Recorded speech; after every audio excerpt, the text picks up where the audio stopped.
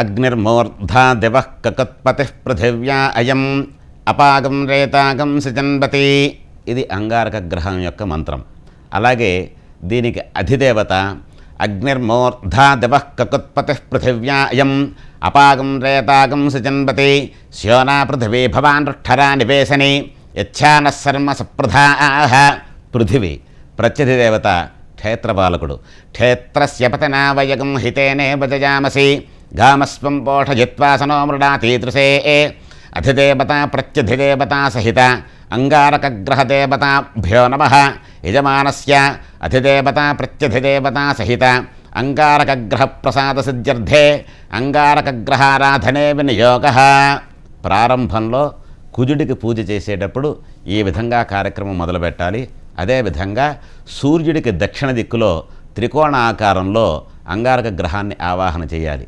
ఆవాహన చేసిన తర్వాత స్వామివారికి ఇష్టమైనటువంటి పదార్థాలతో నివేదన కానీ ఇలాంటివి ఏమన్నా చేసిన తర్వాత ఉపచారికమైనటువంటి పూజలన్నీ కూడా చేసి ఆ తర్వాత కుజారిష్టేతు సంప్రాప్తే కుజపూజాంచ కారయేత్. కుజధ్యానం ప్రవక్ష్యామి రోగపీడోపశాంతయే కానీ రుణపీడోపశాంతయే.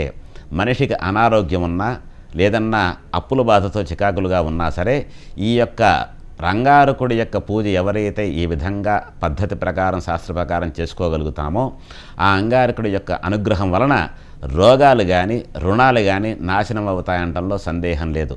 కానీ ఒకేసారి ఈ ఉదయం పూట నేను పూజ చేశాను భగవద్ అనుగ్రహం నాకు ఇంకా కలగలేదనే విషయం అనుకోకండి. పద్ధతి ప్రకారంగా 7 మంగళవారాలు ఎవరైతే అంగారకుడికి ఈ విధంగా పూజాది కార్యక్రమాలు చేసుకుంటారో వాళ్ళకి కుజుని యొక్క అనుగ్రహం తప్పకుండా ఉంటుంది. ఇది ప్రయత్నించి చేసి మీరు సుఖంగా ఉండి ఈ విషయాన్ని ప్రజలకు తెలియజేస్తారని చెప్పి అనుకుంటున్నాను.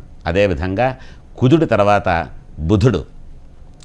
ఉద్భుజ్యస్వాగ్నే ప్రతిజాగృహ్యేన మిష్టాపూర్తే సకంసజేధామజంచ పునః కృణ్వగ్గుస్త్వా పితరంజవానమన్వాతాగం సేత్వయితంతుమేతం. ఇది బుధగ్రహ మంత్రం.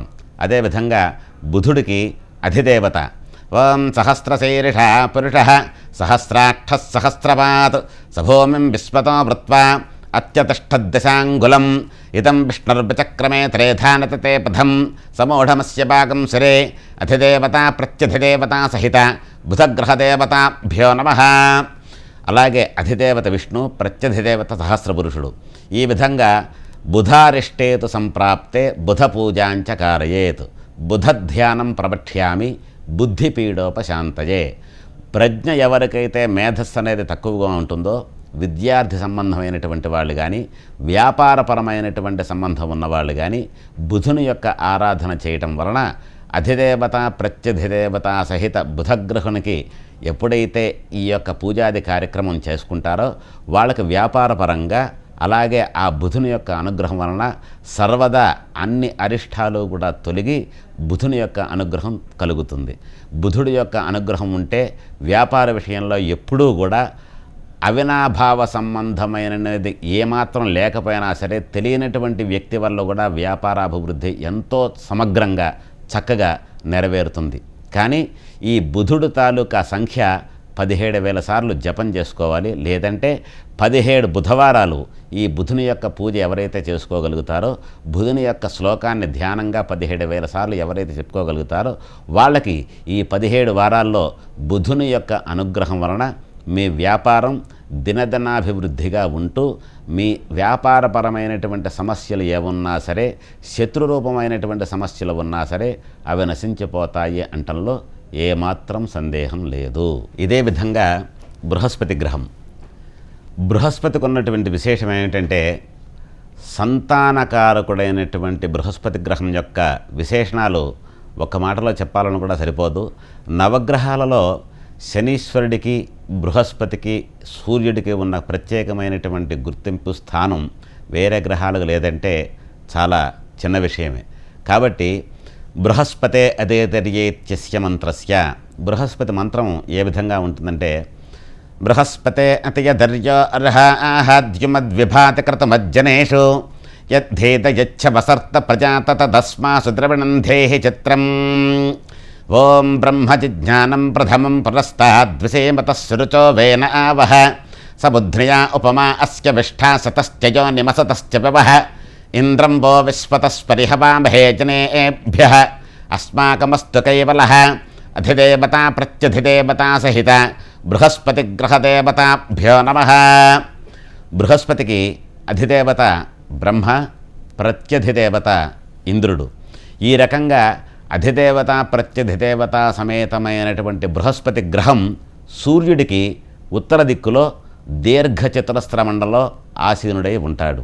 ఇలాంటి బృహస్పతికి ఎవరైతే ఆయన వర్ణం ఏ విధంగా ఉంటుందయ్యా అంటే, బృహస్పతి గ్రహం కనకవర్ణం కనకగంధం కనకపుష్పం కనకమాల్యాంబరధరం కనకఛత్రధ్వజరథపతాకాశోభితం దివ్యరథసమారోఢం మేరం ప్రదక్షిణం కుర్వాణం కిరీటనం సుఖాసీనం పత్నీ పుత్రపరివాన సమేత గ్రహమండలే ప్రవిష్టమస్మిన్నధికరణే సూర్యగ్రహస్య ఉత్తరదిగ్భాగే అధిదేవతా ప్రత్యధిదేవతా సహిత బృహస్పతిగ్రహమావాహయామి. ఈ విధంగా వేద పండితులు సూర్యగ్రహానికి ఉత్తర దిక్కులో స్వామివారి మంత్రపూర్వకంగా ఆవాహన చేసి కనకవర్ణం అంటే బంగారుపు రంగులో ఉండేటువంటి సువర్ణ ప్రతిమ మీద ఆవాహన చేస్తారు. అవకాశాన్ని బట్టి రాగిదాని మీద కూడా ఆవాహన చేయవచ్చు. ఈ విధంగా బృహస్పతి యొక్క దోషం ఏదన్నా ఉన్నా, జాతక చక్రంలో బృహస్పతి చెడు స్థానంలో ఉన్నా, లేదా లగ్నాధిపతి అయినటువంటి బృహస్పతి యొక్క బలం తక్కువగా ఉన్నా, ఈ యొక్క పూజాది కార్యక్రమాలు చేయటం వలన బృహస్పతి యొక్క అనుగ్రహం వలన బుద్ధి కుశలతే కాకుండా సంతానపూర్వకంగా అన్నీ మంచిగా జరుగుతూ కూడా సత్కర్మలు ఆచరిస్తూ స్వధర్మ ప్రయుక్తంగా ఉండేటువంటి అనుగ్రహాన్ని బృహస్పతి గ్రహం మాత్రమే అందజేయగలుగుతాడు. కాబట్టి గోచార రీత్యా బృహస్పతి 4వ స్థానంలో ఉన్న, 8వ స్థానంలో ఉన్న, 6వ స్థానంలో ఉన్న, అంటే తన జన్మరాశి లగాయితూ 4వ స్థానం కానీ, 6వ స్థానం కానీ, 8వ స్థానం కానీ, 12వ స్థానంలో కానీ ఉంటే ఆ బృహస్పతి ఇచ్చేటువంటి మంచి ఫలితాలు ఏవైతే ఉంటాయో అవి మనకి అందవు. కాబట్టి ఈ రకమైనటువంటి పరిస్థితిలో ఉంటే ధనుస్సు రాశి వాళ్ళు ఉన్నారు, లేదంటే మీనరాశి వాళ్ళు ఉన్నారు.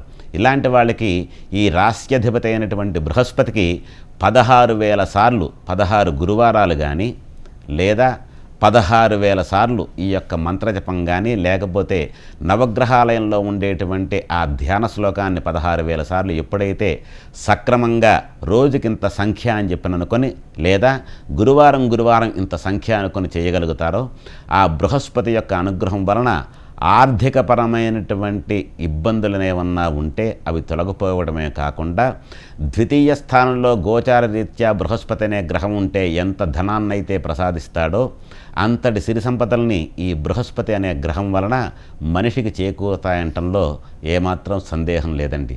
ఇది ఈ ప్రకారంగా బృహస్పతి యొక్క ఆరాధన. బృహస్పతి సూర్యగ్రహానికి ఎటువైపున ఉంటాడు అనేది మీకు తెలియజేశాం.